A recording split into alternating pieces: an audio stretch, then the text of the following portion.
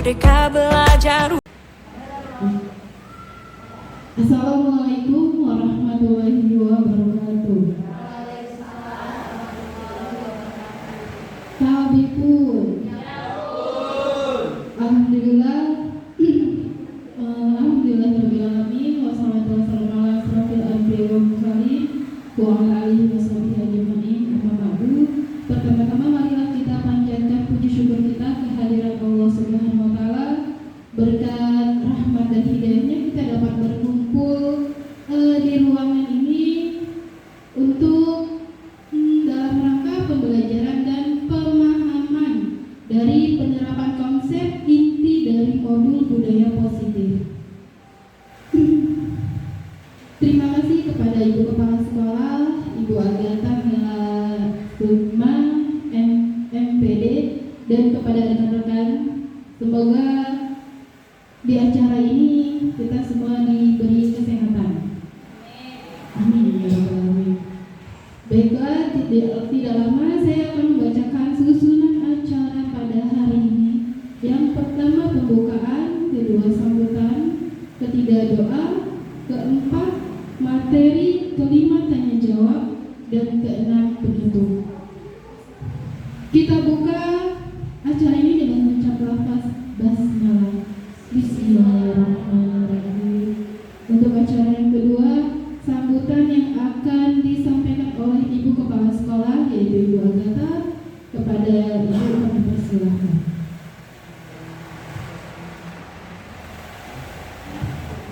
Assalamualaikum warahmatullahi wabarakatuh. Selamat siang Bapak Ibu semuanya. Tabipun.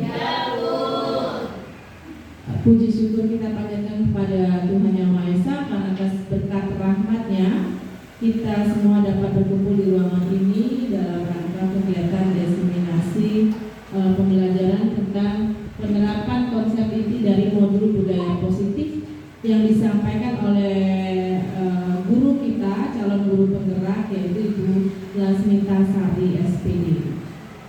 Kegiatan ini menurut saya sangat baik Bapak Ibu. Jadi materinya ini menarik sekali tentang budaya positif. Jadi saya harap Bapak Ibu bisa menyimak baik-baik tentang pemaparan materi ini sehingga nanti bisa diimplementasikan, diterapkan di sekolah kita untuk kemajuan sekolah kita. Jadi dengan budaya positif nanti kita akan menciptakan kondisi sekolah yang nyaman, aman, juga murid-murid yang berkarakter baik. Saya rasa saya tidak menyampaikan banyak hal untuk kali ini supaya waktu efektif. Nah, itu saja dari saya. Wassalamualaikum warahmatullahi wabarakatuh.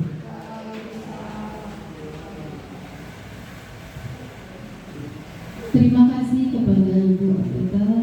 Untuk acara selanjutnya yaitu doa yang akan dipimpin oleh Bapak Argo. Kepada Bapak Argo kami persilahkan. Pak Eka. Ya, mohon maaf sebelumnya saya izin untuk memimpin doa. Assalamualaikum warahmatullahi wabarakatuh. Waalaikumsalam warahmatullahi wabarakatuh. A'udzubillahi minasyaitonirrajim. Bismillahirrahmanirrahim. Allahumma shalli ala sayyidina Muhammad wa ala ali sayyidina Muhammad. Wa barik wa sallim wa radhiyallahu ta'ala anhu bi sahabati Rasulullah ajmain. Ya Allah, Tuhan yang Maha Pengasih dan Penyayang, pada hari ini kami berkumpul di tempat ini untuk mengikuti kegiatan diseminasi budaya positif yang penuh dengan ilmu dan hikmah. Ya Allah, limpahkanlah rahmat dan hidayah-Mu kepada kami semua, agar kegiatan pada hari ini berjalan dengan lancar dan membawa manfaat yang besar bagi kami. Rabbana atina fid dunya hasanah wa fil akhirati hasanah wa qina azabannar. Walhamdulillahirabbil alamin. Wassalamualaikum warahmatullahi wabarakatuh. Waalaikumsalam warahmatullahi wabarakatuh. Amin. Alhamdulillah. Semoga doanya diijabah Allah Subhanahu wa taala. Untuk menginjak acara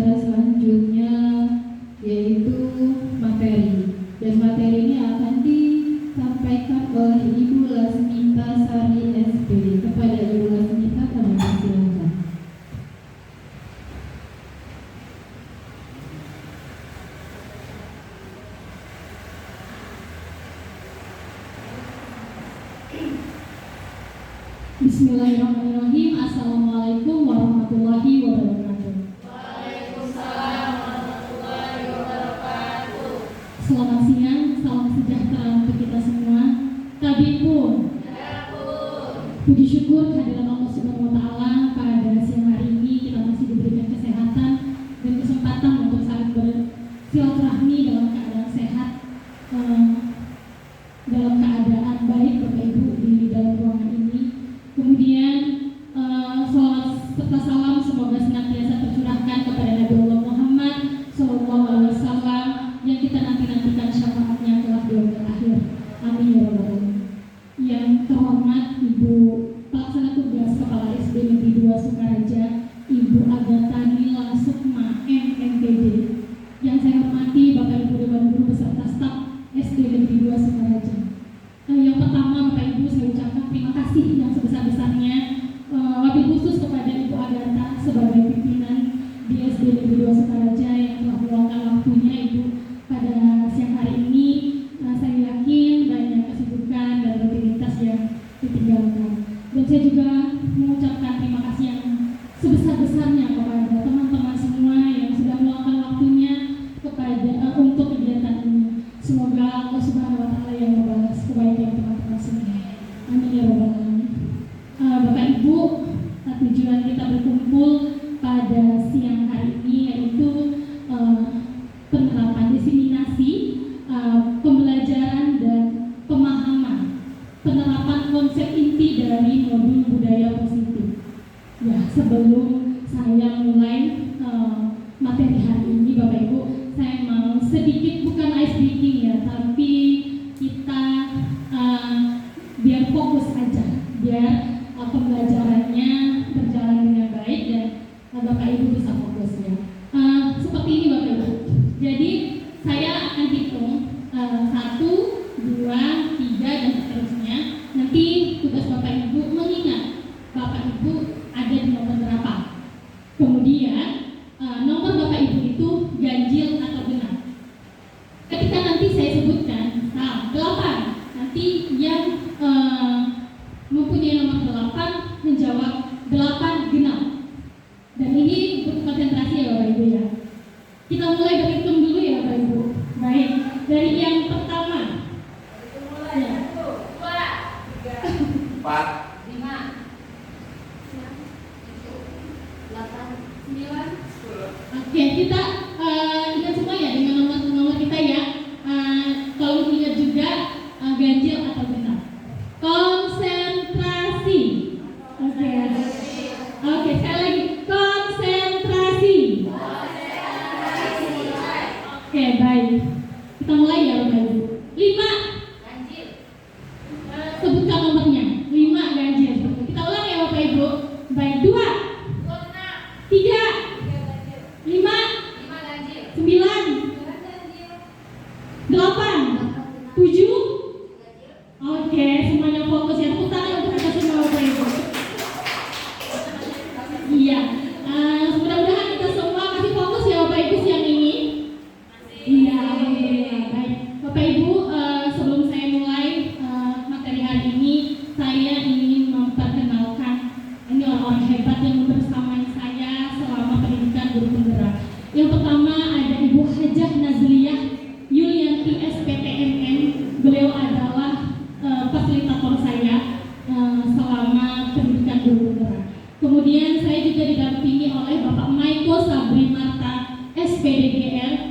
Beliau adalah pengajar praktik saya selama pembelajaran di guru penggerak. Dan saya sendiri Bapak Ibu Lasmita Sari sebagai calon guru penggerak angkatan 11. Mohon doanya supaya pendidikan ini bisa berjalan dengan baik dan mendapatkan akhir yang baik pula. Amin ya rabbal alamin. Baik Bapak Ibu, pada hari ini ada 6 konsep yang akan saya sampaikan pada kesempatan ini. Konsep inti disiplin positif. Yang pertama yaitu tentang perubahan paradigma baru. Yang kedua, motivasi perilaku manusia. Yang ketiga, keyakinan kelas. Yang keempat, kebutuhan dasar manusia. Yang kelima, posisi kontrol dan segitiga restitusi. Baik Bapak Ibu, sebelum kita lanjut, saya mau tanya sama Bapak Ibu semua, apakah budaya positif di sekolah itu penting? Kira-kira penting nggak Bapak Ibu? Penting, iya. Ada yang bilang nggak penting nggak? Penting ya? Iya, kita sepakat ya Bapak Ibu bahwa budaya positif itu penting untuk diterapkan di sekolah. Nah, kenapa menjadi penting? Karena sekolah diibaratkan sebagai tanah tempat bercocok tanam Bapak Ibu. Sehingga seorang guru perlu mengusahakan agar sekolah menjadi sebuah lingkungan yang menyenangkan, aman, nyaman untuk bertumbuh, serta dapat menjaga dan melindungi setiap murid-murid dari hal-hal yang kurang bermanfaat atau bahkan mengganggu perkembangan potensi murid. Dengan demikian, salah satu tanggung jawab seorang guru adalah bagaimana menciptakan suatu lingkungan positif yang terdiri dari warga sekolah yang saling mendukung, saling belajar, saling bekerja sama, sehingga tercipta kebiasaan-kebiasaan baik. Dari kebiasaan-kebiasaan baik akan tumbuh menjadi karakter-karakter baik warga sekolah. Dan pada akhirnya, karakter-karakter dari kebiasaan-kebiasaan baik akan membentuk sebuah budaya positif. Nah, kenapa budaya positif menjadi penting? Inilah alasannya, Bapak Ibu.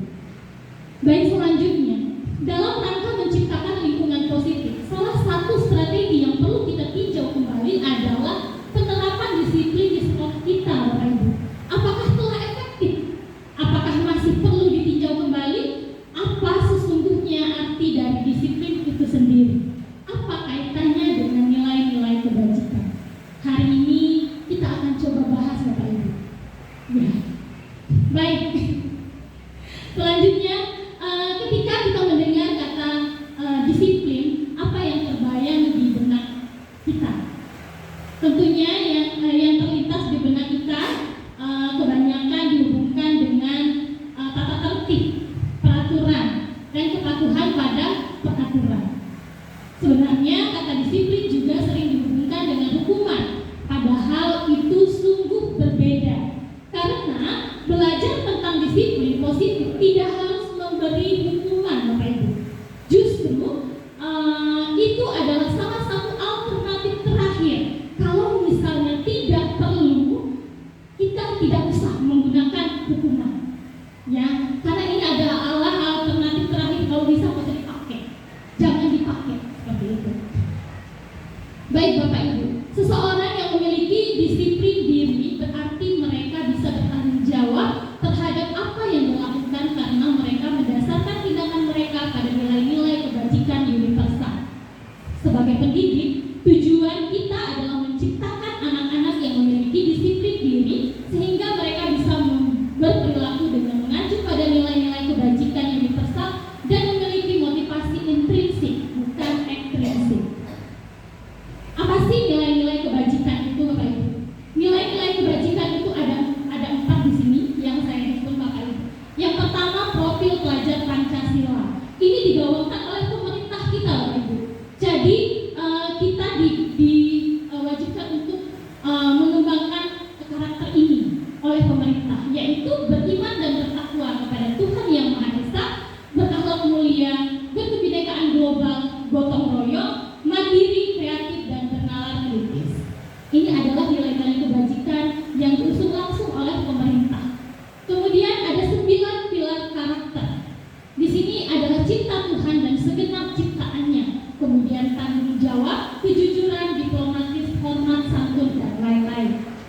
Kemudian ada satu lagi yang saya bawa dari luar ini, Bapak Ibu. Ini adalah organisasi luar negeri, IBO Primary Years Program. Toleransi, rasa hormat, integritas, mandiri, menghargai, antusias, dan empati. Dan masih banyak nilai-nilai kebajikan lain yang dirasa penting bisa kita bawa ke dalam sekolah atau kelas kita. Nah, sekarang kita ingin merubah paradigma kita selama ini, Bapak Ibu. Mungkin ada beberapa paradigma yang selama ini kita anggap itu benar, ternyata keliru. Nah, ini saya ingin mengajak Bapak Ibu untuk bermain. Ya, saya butuh 2 orang untuk bermain. Ini nama permainannya kegiatan kepala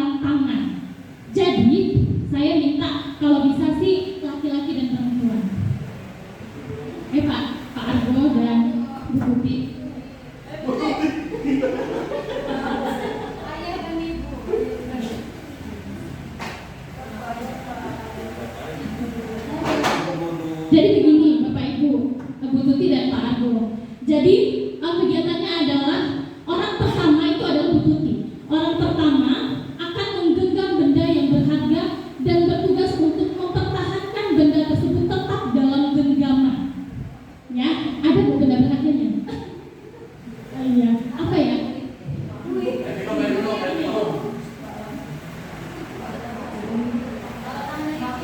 Kemudian orang kedua itu adalah Pak Argo ya Bapak Ibu. Pak Argo ini bertugas untuk mempengaruhi Ibu Tuti agar membuka kepalan tangannya. Ya silakan kita coba. Boleh, boleh. Boleh dengan cara kekerasan, boleh dengan merayu, boleh dengan mengibah, terserah. Yang penting bagaimana Bu Tuti bisa membuka kepalan tangannya. Jangan dipukul ya Pak. Tahu nggak? Saya mau tangannya sakit Bu Tuti. Ceritanya kan ada nyamuk di rumah. Kok gini? Pisah-pisah garis ya Bu. Nah, punya Bu Tuti kalau ada kok pisah-pisah nggak Bu garisnya Bu? Betul kok kalau garisnya pisah-pisah coba. Bapak tolong dulu Bu. Saya alergi, Pak. Saya alergi bubuk nyamuk. Saya pakai raket, jadi saya nggak pakai tangan. Lagi Bu. Boleh, Pak. Silakan, Pak. Bu Tuti, saya baru pulang dari India Bu Tuti. Jawab apa, Pak? Habis mempelajari ilmu ramal dengan tangan Bu Tuti. Terus maksudnya apa nih? Izinkan saya meramal. Saya sediakan tangan kiri saya. Harus tangan kanan saya tidak bisa saya buka. Karena tangan kanan Bu bisa Bu. Ya berarti saya tidak mau diramal. Saya lebih percaya kepada Tuhan yang Maha Esa. Itu saya punya uang. Kalau ibu mau silakan itu buat ibu.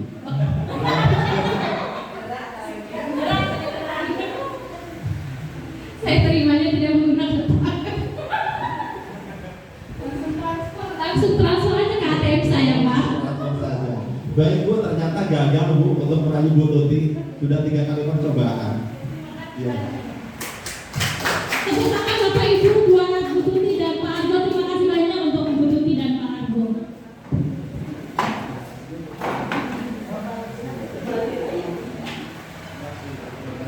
Bapak Ibu, dari ilustrasi tadi, kira-kira apa yang terjadi? Ada yang bisa menjawab apa kira-kira yang terjadi yang terlihat di depan?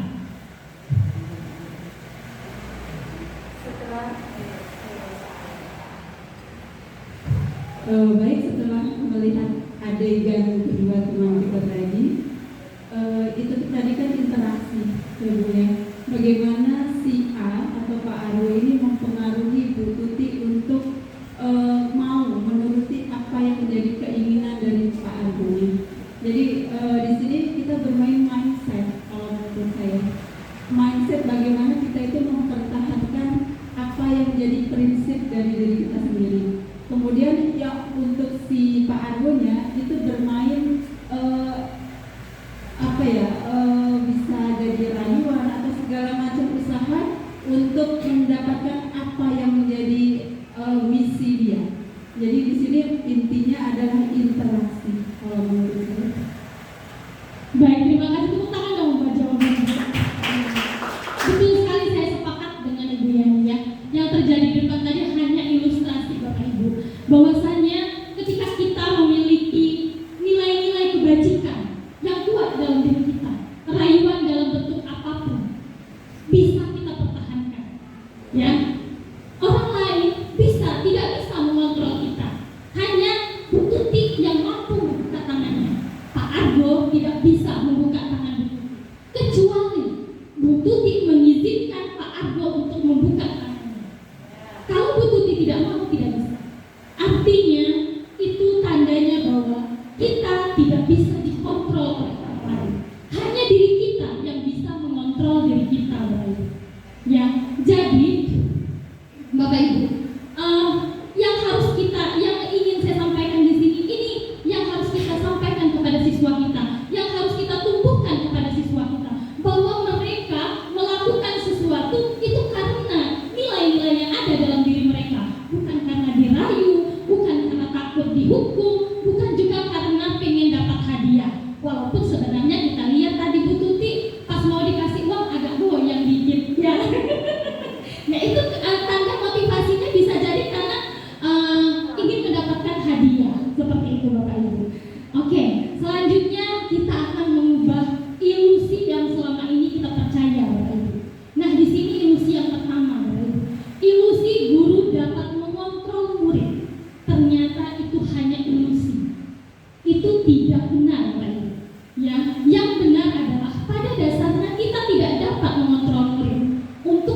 sesuatu.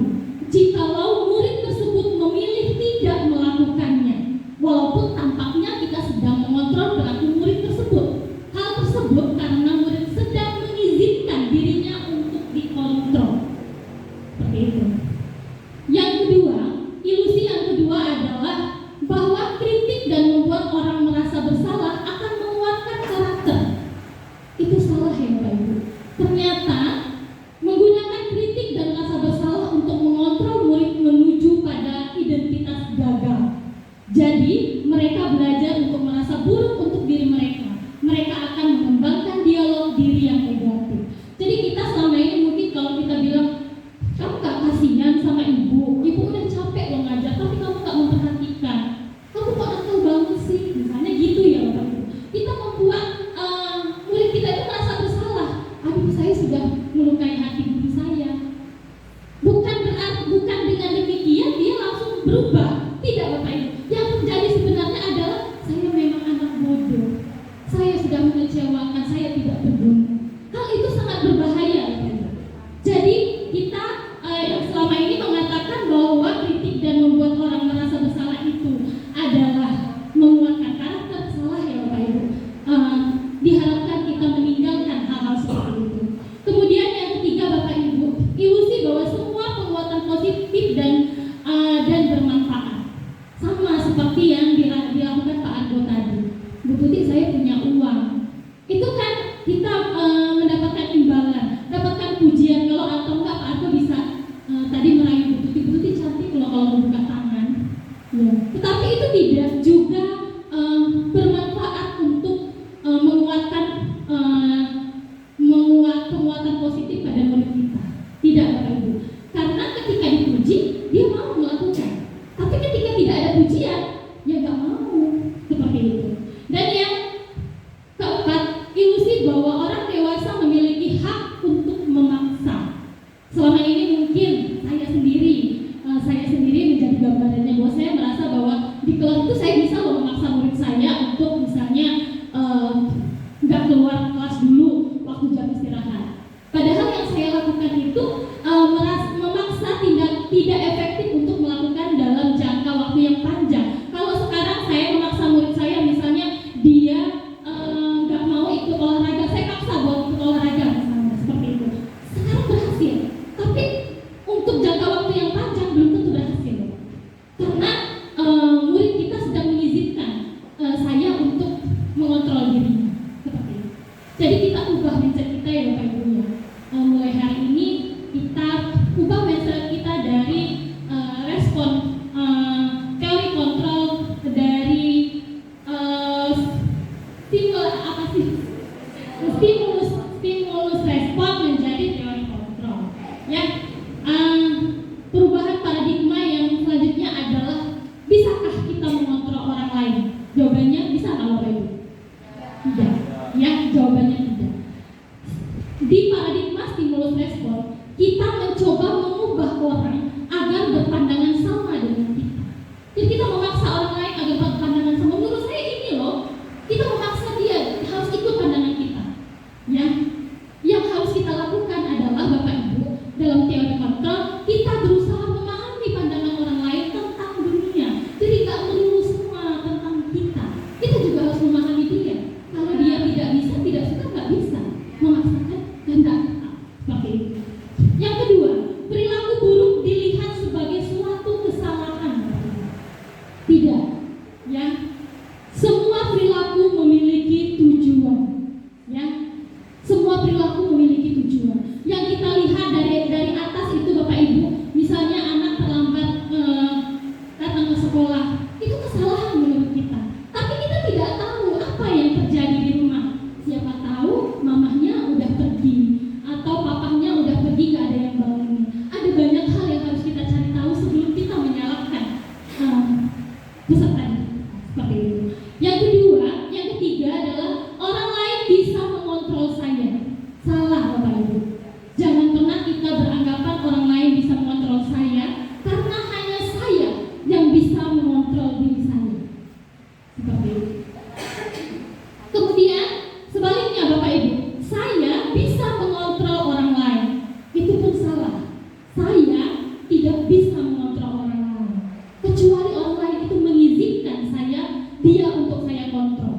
Gitu. Selanjutnya pemaksaan ada pada saat bujukan gagal. Ya, betul ya. Kita bujuk, dirayu-rayu, Bu Tuti dirayu-rayu, buka tangannya nggak mau. Lama-lama kesel, dipaksa. Bisa jadi seperti itu ya. Jadi pemaksaan itu timbul ketika bujukan-bujukan tidak gagal ya, tidak berhasil. Jadi yang bisa kita lakukan adalah kolaborasi dengan dan konsensus menciptakan pilihan-pilihan baru. Kalau nggak mau kayak gini, gimana kalau begini? Gimana kalau begini? Jadi kita kolaborasi, bukan memaksa. Dan yang terakhir adalah model berpikir menang atau kalah. Kita rubah menjadi model berpikir menang-menang. Bisa kita rubah mindset kita, Bapak Ibu? Bisa. Oke, tepuk tangan Bapak kita semua. Baik Bapak Ibu, kita sudah mengubah mindset kita ya dari stimulus respon menjadi teori kontrol. Kemudian ada materi selanjutnya yaitu teori motivasi, hukuman dan penghargaan restitusi. Terkadang Bapak Ibu, kita melakukan sesuatu karena kita menghindari rasa sakit atau ketidaknyamanan. Terkadang kita juga melakukan sesuatu untuk mendapatkan apa yang kita mau. Bapak Ibu. Nah, jadi ini ada 3 motivasi perilaku manusia. Ya, yang pertama seperti yang tadi sudah dijelaskan bahwa untuk menghindari ketidaknyamanan atau hukuman. Itu motivasi yang pertama. Ya, yang kedua adalah untuk mendapatkan imbalan atau penghargaan dari orang lain. Kedua motivasi ini Bapak Ibu disebut motivasi eksternal atau berasal dari orang lain. Contohnya seperti ini Bapak Ibu. Saya contohkan diri saya aja deh. Saya datang ke sekolah pagi-pagi karena yang pertama motivasi saya takut ditegur Bu Agatha. Ya, itu ternyata motivasi saya menghindari hukuman. Itu tidak benar, tidak baik. Kita melakukan hal tersebut karena takut ditegur. Yang kedua, saya datang pagi-pagi ke sekolah karena pengen dipuji sama Bu Agatha. Ibu kita rajin banget sih, misalnya begitu. Itu pun tidak baik Bapak Ibu. Jadi saya datang ke sekolah kalau ingin dipuji sama Bu Agatha. Ketika Bu Agatha tidak memuji saya, ya saya nggak mau datang pagi-pagi. Ngapain kalau nggak ada Bu Agatha, kan begitu. Nah, kedua motivasi eksternal ini Ibu, Bapak Ibu, kalau bisa, bukan kalau bisa, harus kita buang jauh-jauh. Jadi kita belajar untuk menumbuhkan motivasi yang ketiga, Bapak Ibu, yaitu untuk menjadi orang yang mereka inginkan dan menghargai diri sendiri dengan nilai-nilai yang mereka percaya. Jadi saya datang pagi-pagi ke sekolah karena saya menghargai diri saya sendiri. Karena saya menghargai diri saya sebagai seorang pendidik. Saya ingin dicontoh. Saya punya nilai-nilai itu dalam diri saya. Ada atau tidak ada hukuman atau pujian dari Bu Agatha, nggak ngaruh. Begitu. Itu yang kita harapkan. Nilai motivasi itu yang kita harapkan tumbuh pada siswa-siswa kita di SD 2 Sukaraja. Seperti itu, baik. Selanjutnya di sini ada hukuman, konsekuensi dan restitusi. Kalau kita lihat gambar ini, gambar yang pertama, gambar kedua dan gambar ketiga. Gambar yang pertama ini kira-kira apa? Baik. Hukuman. Jadi guru lagi menghukum. Kalau kita lihat dari kasat mata ini gambarnya, gurunya sambil emosi, marah, nunjuk, anaknya ketakutan. Kemudian yang kedua apa Bapak Ibu?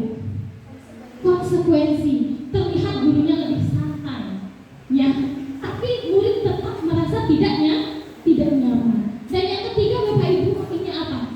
Restitusi Bapak Ibu. Nah ini restitusi ini yang diharapkan bisa kita implementasikan kepada murid-murid kita. Jadi ketika murid kita melakukan kesalahan, kita bisa menyelesaikannya dengan tidak marah-marah, dengan tidak memberi hukuman. Murid merasa nyaman, masalah terpecahkan. Seperti itu. Lanjut ya Bapak Ibu. Nah di sini adalah perbedaan dari hukuman, konsekuensi dan restitusi. Nah, kalau hukuman itu adalah sesuatu yang menyakitkan harus terjadi, ya. Misalnya tidak datang terlambat, tidak memakai sepatu sesuai dengan aturan sekolah. Tadi hukumannya adalah tidak memakai sepatu selama 1 hari penuh. Itu harus terjadi. Terus kemudian kalau konsekuensi memang sesuatu harus terjadi. Jadi begini Bapak Ibu, sebelum saya lanjut ke sini ada perbedaan antara hukuman dengan konsekuensi. Kalau hukuman Bapak Ibu itu diberikan satu arah dari guru. Murid tidak tahu dia itu mau dapat hukuman apa. Suka-suka gurunya. Dia terlambat suruh push up, nggak nyambung. Ya Bapak Ibu ya. Terus misalnya dia tidak ngerjain PR, dia disuruh keliling lapangan, nggak nyambung. Kalau konsekuensi Bapak Ibu itu ada kesepakatan terlebih dahulu antara murid dan guru. Nah, kita membuat peraturan. Kalau terlambat nanti hukumannya, kalau tidak mengerjakan tugas, hukumannya apa? Dia tinggal di kelas waktu teman-temannya sedang istirahat. Dia mengerjakan tugasnya. Itu konsekuensi. Dia tahu loh, saya kalau ngerjain tugas hukuman saya ini seperti itu. Tapi kalau hukuman itu dia nggak tahu. Dia nggak tahu saya akan hukum apa seperti itu. Dan biasanya guru mengatakan itu dengan ada yang keras, menunjuk, menghardik seperti itu. Nah, kemudian kalau restitusi itu merupakan pilihan-pilihan. Jadi Bapak Ibu guru bisa memberikan pilihan-pilihan kepada murid-muridnya seperti itu. Kemudian tidak nyaman untuk murid anak untuk jangka waktu yang panjang. Anak bisa sakit hati loh Bu kalau kita hukum, kalau kita marah-marah di depan orang, di depan teman-temannya, bisa sakit hati. Bisa nggak kemungkinan pas pulang sekolah, anak kita yang sakit hati atau yang marah tadi dihukum, dia misalnya nyucuk motor kita, ban motor kita supaya kempes. Saking keselnya sama gurunya, bisa terjadi nggak? Bisa. Ya Bapak Ibu, itu yang makanya kita harus menghindari ini. Kemudian kalau di konsekuensi tidak nyaman untuk murid, anak untuk jangka waktu yang pendek, kenapa bisa begitu? Karena memang itu sudah menjadi kesepakatan. Ya bukan kemauan guru mau menghukum seberat-beratnya, tapi memang sudah menjadi kesepakatan berdua seperti itu. Jadi walaupun dia kesel, tapi sebentar, gitu ya. Terus yang kalau restitusi menguatkan untuk murid anak dalam jangka waktu yang panjang. Kemudian korban, kalau dalam hukuman korban mendapatkan keadilan. Harus, misalnya si A berantem dengan si B. Kalau si A yang menangis, pasti si A yang dibela. Betul nggak? Iya, si B yang salah. Padahal belum tentu Bapak Ibu. Ya, jadi korban kalau dalam konsekuensi korban bisa saja diabaikan. Karena kita cari tahu dulu siapa yang salah, kenapa bisa terjadi seperti itu. Kalau dalam restitusi korban mendapatkan ganti. Ya, jadi misalnya ada 2 orang anak berantem, kancing bajunya copot yang satu misalnya. Apa yang bisa kamu lakukan untuk mengganti kerugian yang ada pada lawannya tadi, si A atau si B? Kamu mau apa supaya kamu bisa menggantikan rasa sakit kamu yang dilakukan oleh teman kamu? Saya mau kancing baju saya Bu, dibenerin. Jadi si B ini yang tadi merusak kancing baju harus membenarkan bajunya tadi. Jadi mendapatkan ganti rugi yang sesuai, yang pas. Kemudian perilaku pasif dan agresif meningkat. Ketika dia dihukum, dia diam di depan kita, tapi dalam hatinya marah, ya dendam, itu seperti itu. Kemudian penguatan hanya bertahan dalam jangka waktu yang pendek. Dan selanjutnya restitusi masalah terpecahkan. Karena saya sudah mendapat ganti rugi, gimana perasaan kamu? Sudah tenang? Sudah tenang Bu, karena bajunya sudah dibenerin. Ya, yang si A juga sudah merasa tenang karena sudah memperbaiki kesalahannya. Seperti itu. Kemudian sistem tidak akan berjalan bila murid tidak takut.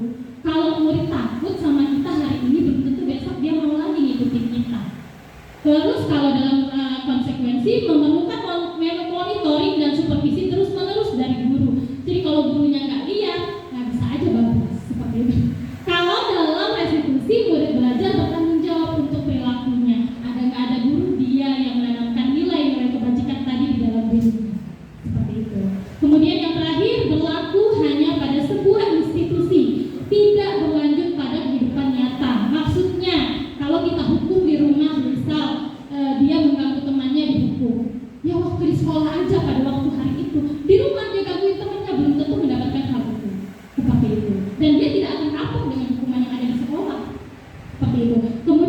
membantu penerapan mengikuti peraturan dalam masyarakat. Jadi kalau sudah ada kesepakatan itu dia lebih paham loh, oh nggak boleh, alasannya apa, seperti itu. Dan yang restitusi fokus pada pemecahan masalah dalam jangka waktu yang panjang. Sama seperti yang saya sampaikan tadi, bahwa kalau kita sudah punya nilai-nilai kebajikan yang kuat dalam diri kita, mau dimanapun dan kapanpun, itu akan tetap menjaga diri kita. Seperti itu. Baik Bapak Ibu, lanjut di sini perbedaan antara hukuman dan konsekuensi. Ya, hukuman itu bersifat tidak terencana atau tiba-tiba.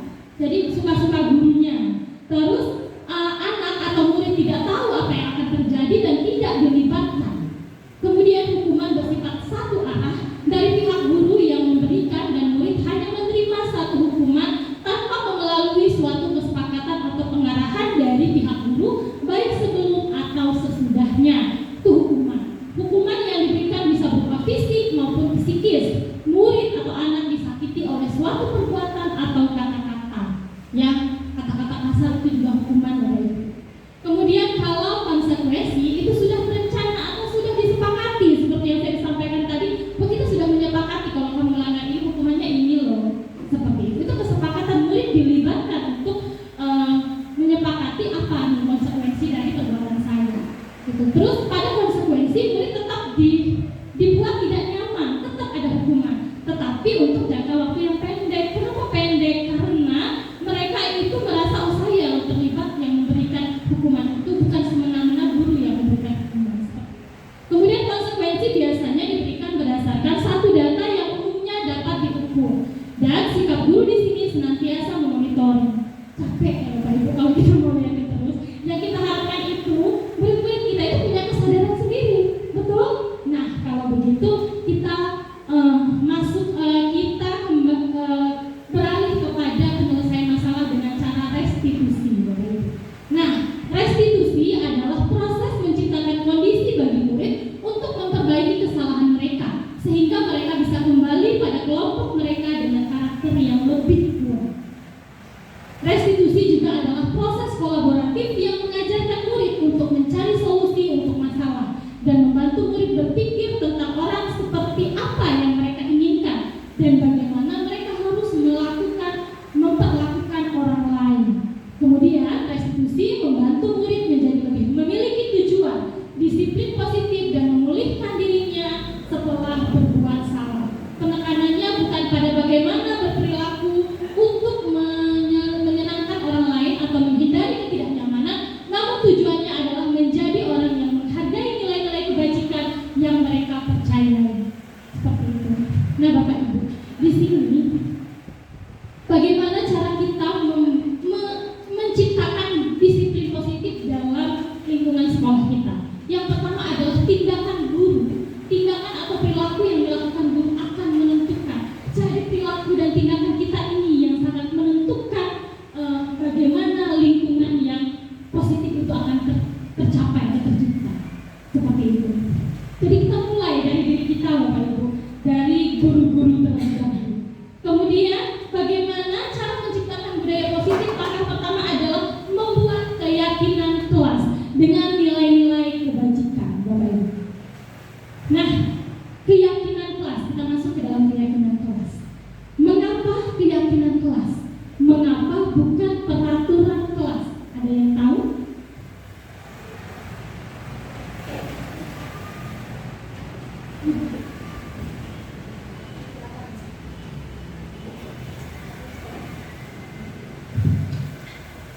Baik, mengapa keyakinan kelas? Mengapa bukan peraturan kelas?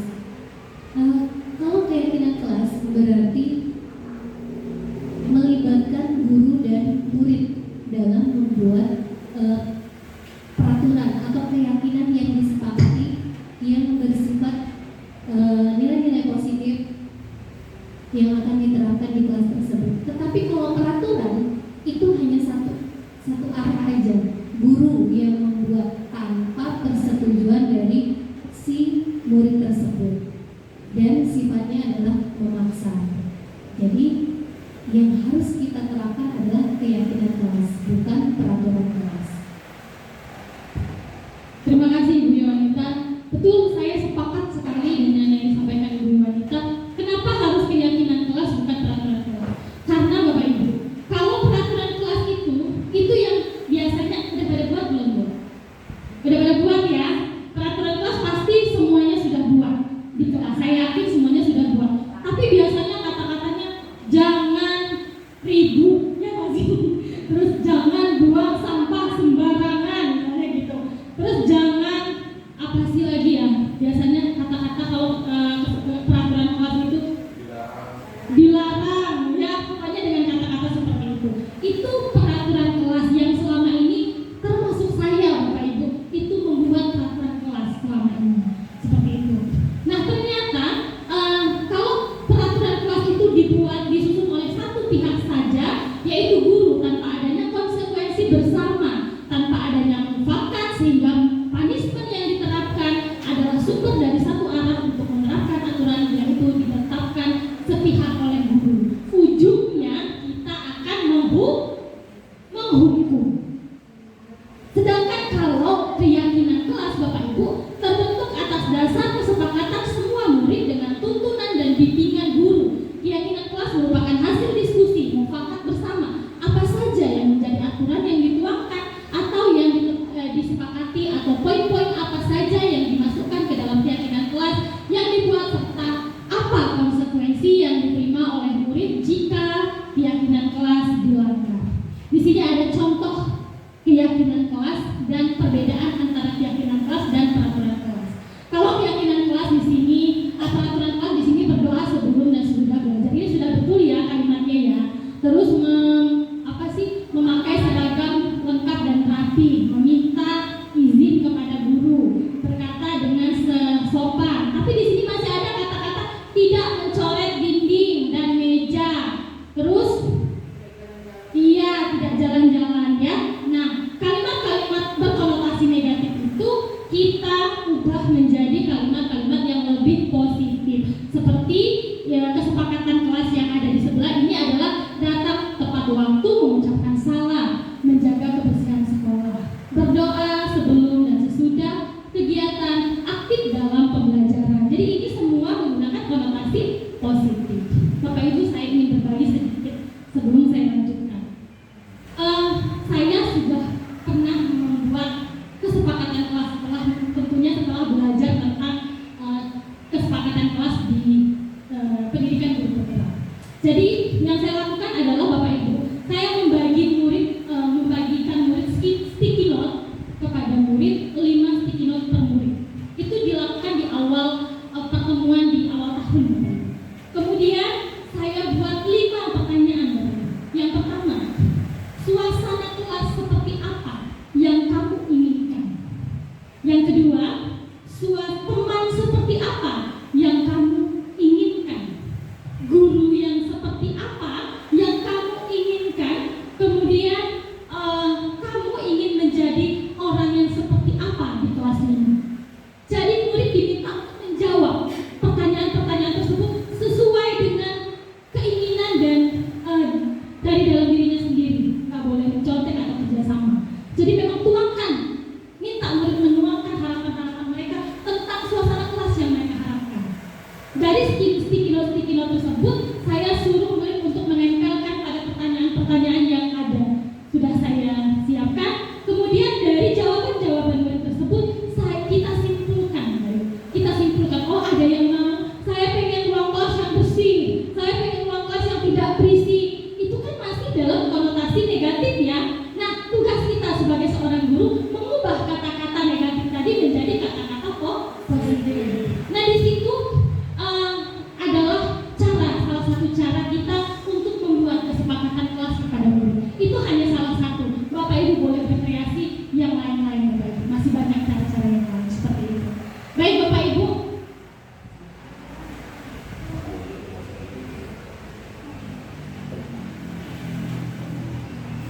Baik.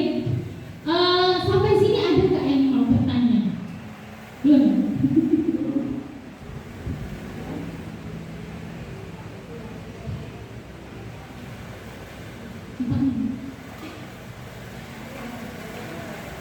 Ya, belum selesai.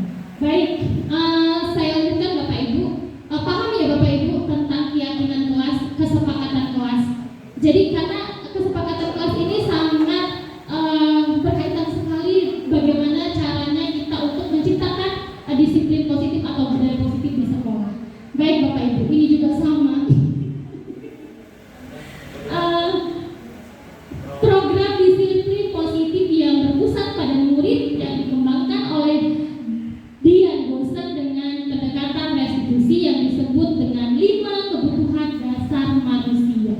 Saya mau bertanya dulu, kira-kira apa sih kebutuhan dasar manusia itu?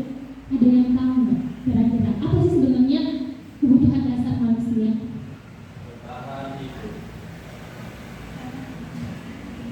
Kebutuhan dasar pada manusia itu merupakan unsur-unsur yang dibutuhkan oleh manusia dalam menjaga keseimbangan baik secara fisiologis maupun psikologis. Hal ini tentunya bertujuan untuk mempertahankan kehidupan dan kesehatan. Oke, Bapak Ibu, saya sepakat sekali dengan Ibu Iwanita bahwa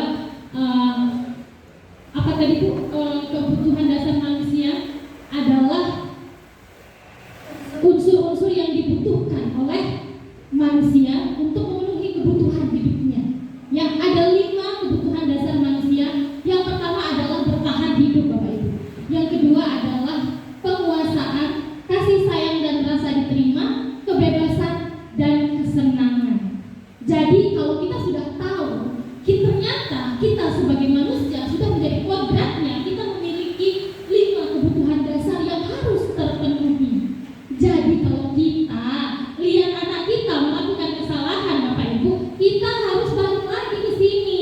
Mungkin ada kebutuhan dasar pada anak ini yang belum terpenuhi, dan dia berusaha memenuhi kebutuhan dasar hidupnya dengan cara melakukan kesalahan, Bapak.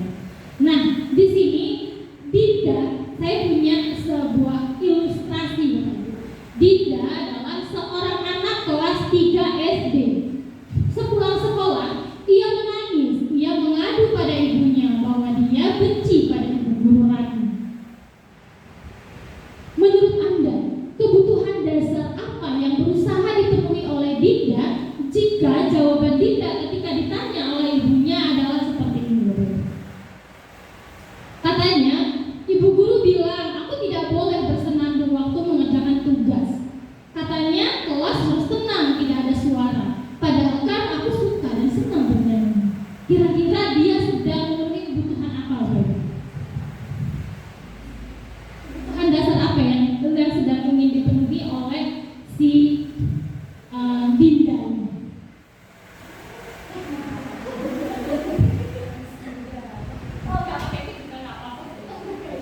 Kalau menurut saya kebutuhan Emosionalnya ya, kesenangannya.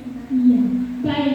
Kemudian yang kedua, ibu guru tidak menyapaku hari ini, padahal aku pakai jepit rambut baru, katanya. Kira-kira dia, si Dinda ini ingin memenuhi kebutuhan yang mana lagi? Iya, perhatian, kasih sayang, ya. Kemudian aku bosan, masa belajarnya cuma gitu-gitu aja, dengerin ibu guru aja. Itu apa kira-kira? Kebebasan, Bapak Ibu. Dia pengen bebas, dia males, dia bosan dengan hal yang rutinitas seperti itu terus. Kemudian yang terakhir adalah aku sebel, gambarku tidak rapi, malah ibu guru menunjukin ke teman-temanku di kelas, di depan kelas. Itu adalah penguasaan, Bapak Ibu. Dia merasa malu dong, masa gambarnya nggak bagus tapi ditunjukkan. Jadi ketika kita, Bapak Ibu, yang diharapkan ketika kita melihat anak-anak kita melakukan kesalahan, kita jangan dulu langsung mengejudge mereka melakukan kesalahan tersebut karena dia nakal, karena dia bandel, karena ini itu segala macam. Tapi kita harus tahu dulu, Bapak Ibu, mungkin saja dia sedang memenuhi kebutuhan dasar hidupnya, seperti itu. Dan itu juga terjadi pada diri kita, seperti itu, Bapak Ibu. Jadi kita nggak bisa mengabaikan kebutuhan dasar ini kepada murid-murid kita. Kalau kita paham tentang kebutuhan dasar ini, kita akan lebih bisa peka dengan murid-murid kita yang melakukan kesalahan. Mungkin kalau yang tadinya kita akan marah kalau mereka melakukan kesalahan, dengan kita memahami kebutuhan dasar manusia ini, maka kita akan lebih mengerti bahwa oh, mungkin saja dia ingin lagi ingin memenuhi kebutuhan hidupnya. Nah, selanjutnya Bapak Ibu, di sini ada materi selanjutnya, teori kontrol. Dr. William Gosen berkesimpulan ada 5 posisi kontrol yang diterapkan seorang guru, orang tua ataupun atasan dalam melakukan kontrol. Yang pertama adalah penghukum. Yang kedua adalah pembuat merasa bersalah. Yang ketiga adalah teman. Yang keempat adalah pemantau. Dan yang kelima adalah manajer. Bapak Ibu, saya sendiri merasa bahwa saya masih dalam posisi penghukum. Tapi mulai saya belajar tentang posisi ini, saya ingin merubah diri saya untuk bisa mencapai posisi manajer. Bapak Ibu, kita nggak harus langsung berubah jadi manajer. Enggak. Yang penting kita bisa meninggalkan posisi penghukum dan pembuat rasa bersalah, Bapak Ibu. Karena kedua posisi ini sangat-sangat berdampak tidak baik terhadap murid kita. Nah, di sini adalah 5 posisi kontrol, Bapak Ibu. Di sini ada penghukum dan pembuat orang merasa bersalah.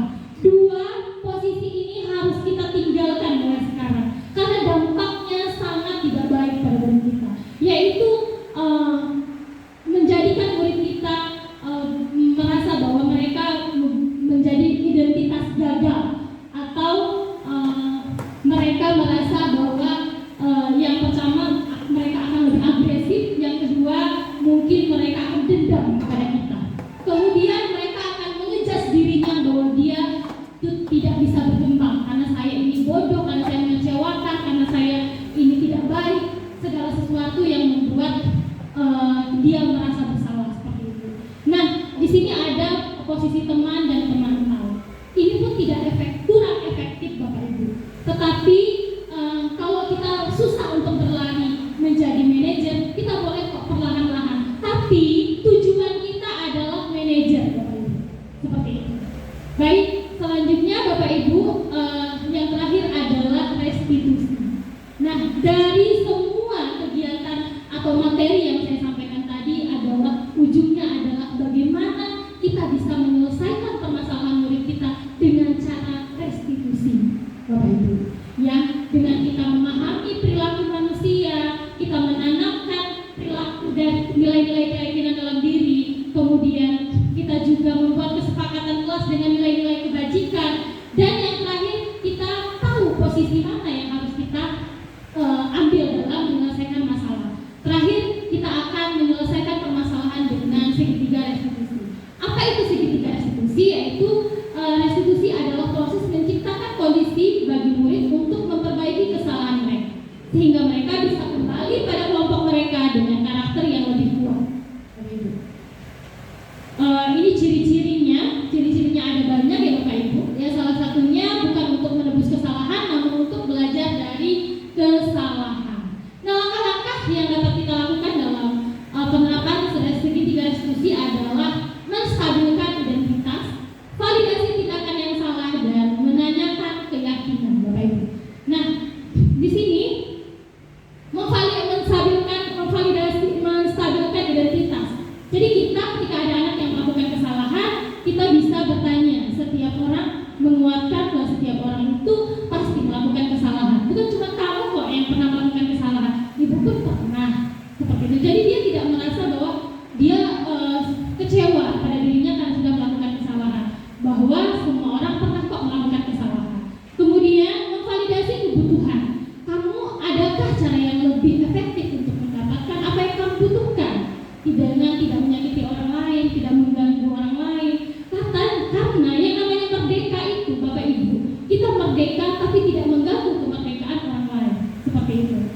Kemudian yang terakhir, menanyakan keyakinan. Dari keyakinan kelas yang sudah kita buat tadi, kita kembalikan lagi ke mereka. Keyakinan apa yang sudah kamu langgar? Dan apa yang bisa kamu lakukan untuk memperbaiki kesalahan yang kamu lakukan pada hari ini? Seperti itu. Nah, kita sampai pada kesimpulan. Jadi Bapak Ibu, sebelum saya tutup kesimpulan, ada yang mau bertanya enggak?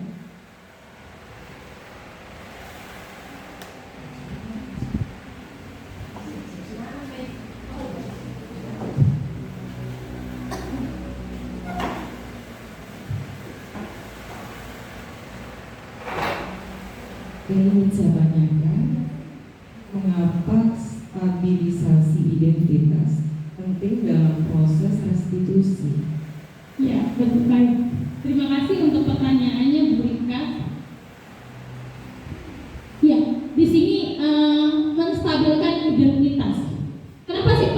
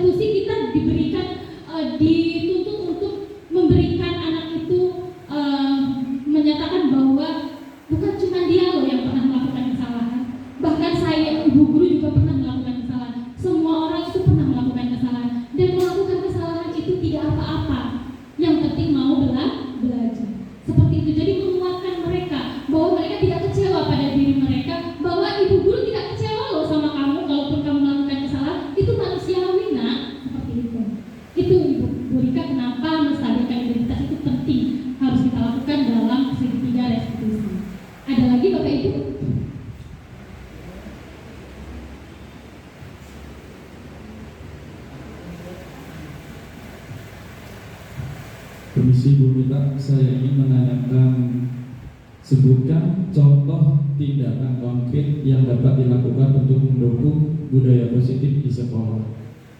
Baik, contoh kegiatan konkret yang dapat apa tadi Pak? Yang dapat menumbuhkan budaya positif di sekolah. Yang pertama dari ke-6 poin tadi, yang pertama kita harus sebagai seorang guru kita harus merubah paradigma kita tadi bahwa kita tidak bisa memaksa orang lain, termasuk murid-murid kita. Yang kedua, kita harus menanamkan kepada murid-murid kita bahwa motivasi perilaku yang mereka lakukan harus dari dalam diri mereka sendiri, bukan dari eksternal. Ketiga, kita tanamkan nilai-nilai keyakinan dalam keyakinan atau kesepakatan kelas. Jadi ketika mereka melakukan kesalahan, kembalikan lagi ke mereka. Apa nilai-nilai yang sudah kamu langgar? Apa nilai-nilai yang sudah kamu sepakati, yang tidak kamu tepati, seperti itu. Ya, kurang lebih seperti itu. Dan kemudian ketika kita menghadapi siswa-siswa yang bermasalah, kita jadikan posisi kita menjadi posisi manajer, dan yang terakhir selesaikan masalah dengan cara segitiga restitusi. Seperti itu Bapak. Cukup Bapak Ibu? Terima kasih Bapak Ibu. Jadi sebelum saya tutup di sini saya mengambil sebuah kesimpulan. Kesimpulan saya adalah dalam penerapan program disiplin positif hendaknya guru memiliki standar kepribadian profesional dan sosial, Bapak Ibu. Seperti 4 kepribadian yang harus kita miliki sebagai seorang guru, di mana guru mampu merefleksi dirinya dengan posisi kontrol saat ini sebagai mana dalam perjalanan dirinya sebagai manajer atau among yang menuntut murid-muridnya menjadi insan yang mandiri, merdeka dan bertanggung jawab. Ya, diharapkan kita sebagai guru juga merefleksi diri kita. Jangan selalu merasa kita terus selalu benar. Belum tentu hari ini relevan untuk besok. Seperti itu. Baik, saya ucapkan terima kasih yang sebesar-besarnya atas perhatian Bapak Ibu pada hari ini. Semoga apa yang menjadi materi kita pada hari ini bisa kita terapkan di SD Negeri 2 Sukaraja. Semoga SD Negeri 2 Sukaraja bisa menerapkan budaya positif di lingkungan SD 2 Sukaraja. Amin. Saya akhiri, Bapak Ibu, sebelum saya akhiri saya ada pantun. Cakep ya? Ke Bandung beli soto babat. Makan bakwan pakai nasi. Terima kasih Bapak Ibu guru hebat. Saya akhiri, cukup sekian dan terima kasih. Wassalamualaikum warahmatullahi wabarakatuh. Waalaikumsalam warahmatullahi wabarakatuh.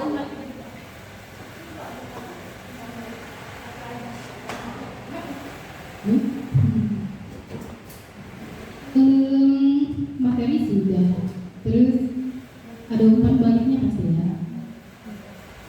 Saya langsung todong Ibu agar aja deh umpan balik dari materi ini. Ditodong ini. Baik, kita beri tepuk tangan sekali lagi untuk Miss Mita ya.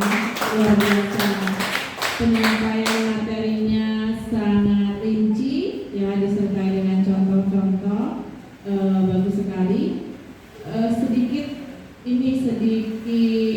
masukan tadi ya. Miss Mita tadi juga sudah menyadari ya. Bapak Ibu kalau buat PPT perhatikan warna ya. Sehingga tadi 2 slide nggak kebaca, sayang sekali. Itu kalau materi seminar nasional pengunjungnya udah bayar 1 juta terus nggak kebaca, nah itu sangat disayangkan. Jadi buat pembelajaran semuanya, kalau kita buat PPT warnanya pastikan terbaca untuk tulisannya. Kalau perlu di awal itu kan di-set dulu semua slide aman ini. Jadi kalau misalnya persiapan itu masih bisa kita edit dulu kalau masih ada waktu. Kemudian font tulisan juga, font tulisan. Jadi kalau PPT itu fontnya jangan terlalu kecil. Dan kalau saya dulu kuliah itu kalau dosen selalu berpesan jangan, ini PPT ya, PPT itu kan poin-poin, bukan paragraf gitu kan, tapi poin-poin. Jadi tidak harus kita menulis dengan semua deskripsi ditulis semua, tapi poin-poin saja lalu baru kita sampaikan. Itu teknis sedikit mengenai PPT Bapak Ibu. Kalau dari isinya sudah sangat baik tentang budaya positif tadi, dan menurut saya sih mengena ya ke guru-guru bagaimana guru-guru di SD 2 Sukaraja ini perlahan-lahan mulai menerapkan budaya positif dengan yang sederhana dulu. Karena hal yang baru itu memang susah Bapak Ibu kalau kita langsung ujuk-ujuk bisa, pasti kan proses belajar. Kalau budaya positif yang diterapkan di sekolah kita sebenarnya sudah banyak ya. 5S itu termasuk budaya positif. Kemudian tentang kebersihan di sekolah kita terus mengingatkan anak-anak, itu juga maksudnya untuk pembiasaan positif. Jadi menurut saya luar biasa sudah sampaikan oleh Miss Mita. Selamat, dan semoga guru-guru di SD 2 Sukaraja bisa menerapkan budaya positif. Terima kasih.